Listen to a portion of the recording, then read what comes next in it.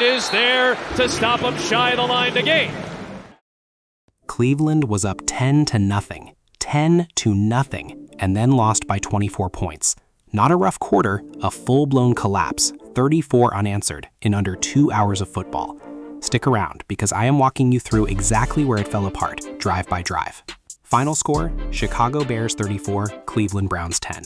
But that number alone tells you almost nothing about how this game actually went, because for a stretch of the second quarter, this looked like a laugher in the other direction. The Browns led 10-0, then the Bears scored 34 unanswered points the rest of the way. Here's exactly how and when that happened, drive by drive, straight from the broadcast. Quick gut check before we get into it. At what point in this game did you think the Bears had it?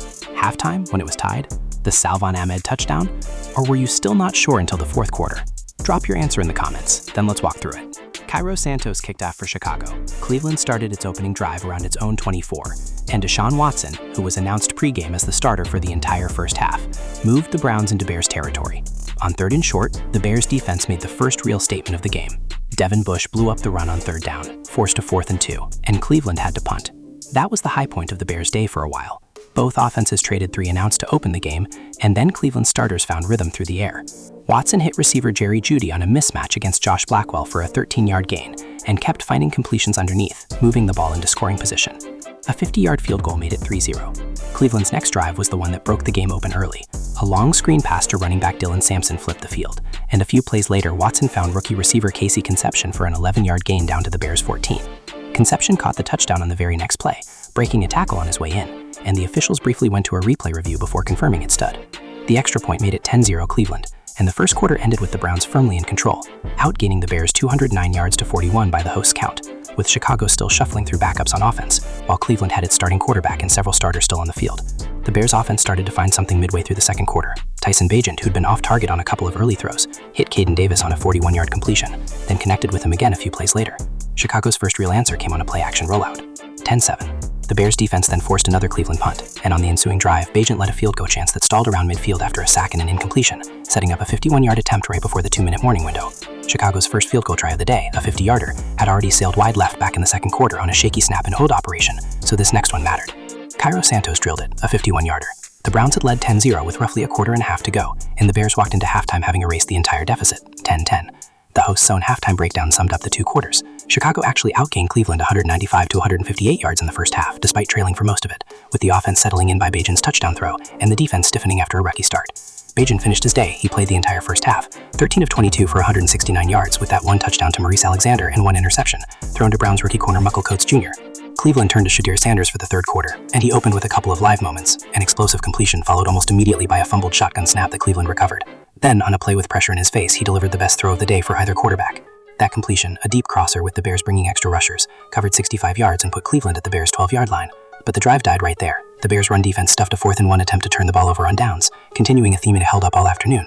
While that was happening, Chicago's offense had already flipped the game. By this point, Keenum was in a quarterback for the Bears, and he made it look easy. Keenum screen passed to backup running back Salvon Ahmed went 49 yards for a touchdown, and after the extra point, Chicago led 17-10, its first lead of the game. Keenum kept rolling from there, adding a second touchdown pass. This one a short rub route score to running back Britton Brown. For the day, Keenum finished 9 of 10 passing for 151 yards and those 2 touchdowns, a perfect 158.3 passer rating. On defense, Beanie Bishop Jr. picked off a deep ball from Sanders that sailed high, one of 2 interceptions he'd finished with on the day. By the end of the third quarter, the Bears had gone from down 10-0 to firmly in control, and the Cleveland offense, now on its third different quarterback of the day, was starting to unravel. Sanders floats it, and that gets batted away. Ruben Hipper that ball loose and sandwich. Dylan Gabriel took over at quarterback for Cleveland in the fourth quarter and threw his own interception to Beanie Bishop, Bishop's second pick of the game, giving him a full stat line of a tackle, 2 pass breakups, and 2 interceptions on the afternoon. Chicago's backups kept the pressure on. Edge rusher Jamri Chroma, a name barely anyone was tracking coming into this game, got to the quarterback again on that same series. The broadcast credited him with 2 sacks on the day. Chicago's offense, now working with backup quarterback Miller Moss, struggled to move the ball for most of the final period. Moss opened the fourth quarter 0 for 5, but the run game kept grinding, and a late drive behind backup running back Coleman Bennett finished the scoring. The extra point made it 34-10, and that's exactly how it ended. Cleveland's final possession went nowhere against the Bears' backups, and Chicago closed out the preseason opener with 34 unanswered points after trailing 10-0. A few things stood out once the dust settled.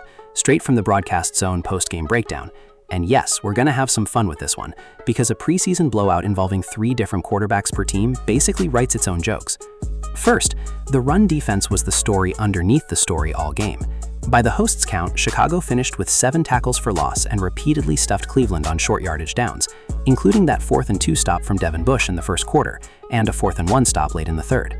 Cleveland managed only 4 yards per carry as a team, and had almost nothing to work with once it got outside its opening starters. At a certain point, Todd Monken's running backs must have felt like they were auditioning for a mime troupe, running full speed directly into an invisible wall, over and over, to a live studio audience. Second, the receiver room went several layers deep, and every layer looked good, which is the kind of problem most NFL teams would love to have, and most fantasy managers have no idea how to handle. Caden Davis finished with 88 yards on 4 catches, including a 41-yard grab on play action, and was, in the broadcast's words, the best offensive player on the field for Chicago, a guy nobody outside of Bears training camp had strong opinions about a month ago. Maurice Alexander scored the first touchdown and added return work. Scotty Miller and Ray McLeod III each flashed late.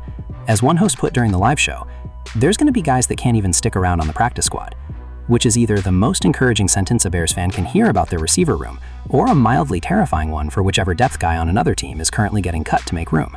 Somewhere out there is a receiver who ran a beautiful route on Saturday and still doesn't have a job Monday morning. Football is a cruel, cruel sport. Third, there's a real question at running back 3, and it currently has the plot of a mid-budget sports movie. Roschon Johnson got the start and had a productive, if unspectacular, day. 4.2 yards a carry with a long run of 19, the kind of stat line that gets you a nod, not a nickname. Then Salvon Ahmed, on one single reverse screen, stiff-armed a guy into the next area code and turned a well-blocked play call into the biggest offensive highlight of the entire game. That's the preseason in a nutshell. You can do everything right for 60 snaps, and the guy who touches the ball twice steals your headline with one house call. Fourth, Case Keenum quietly had one of the best individual performances on either roster. 9 of 10 passing for 151 yards, 2 touchdowns, a perfect 158.3 passer rating. He's deep on this quarterback depth chart and may genuinely never take a meaningful regular season snap for this team, and the hosts basically admitted as much live on air, calling him a luxury simply for how steady he is in the room, which is the most Case Keenum sentence imaginable. The man has been doing this for over a decade, and he's still out here going 9 for 10 against grown men who are trying very hard to end his streak. Respect the legend. Fifth, and maybe the most notable storyline of all given the matchup, Cleveland played 3 different quarterbacks, and Deshaun Watson, who started and played the entire first half, was the one who looked best of the 3 by the broadcast zone read, going 11 of 13 for 126 yards before the Bears defense tightened up in the second half. Shedeur Sanders had the single best throw of the game for either team, that 65-yard completion under pressure in the third quarter, but he also produced one of Cleveland's 2 turnovers, Dylan Gabriel playing the fourth quarter through the other. 3 quarterbacks, multiple costly turnovers, and a Browns offense that couldn't sustain any momentum after halftime. Cleveland's quarterback room has more subplots than a soap opera, and this was just episode 1 of the preseason. So that's the full picture. Not a Bears team that dominated wire to wire. A Bears team that was down 10-0, looked like it might be in for a long, soggy Saturday, tied it right before halftime, and then buried Cleveland with 24 unanswered points across the third and fourth quarters while playing backups, third stringers, and in some cases fourth stringers on offense. Preseason results don't mean much in September, but a defense that stuffs the run over and over and a receiver room this deep are both real things worth tracking into week 2, right after everybody in Cleveland finishes arguing about the quarterbacks again. What was the biggest storyline for you out of this one? The run defense, the receiver depth, or the running back competition? Let me know in the comments, and I'll see you in the next one.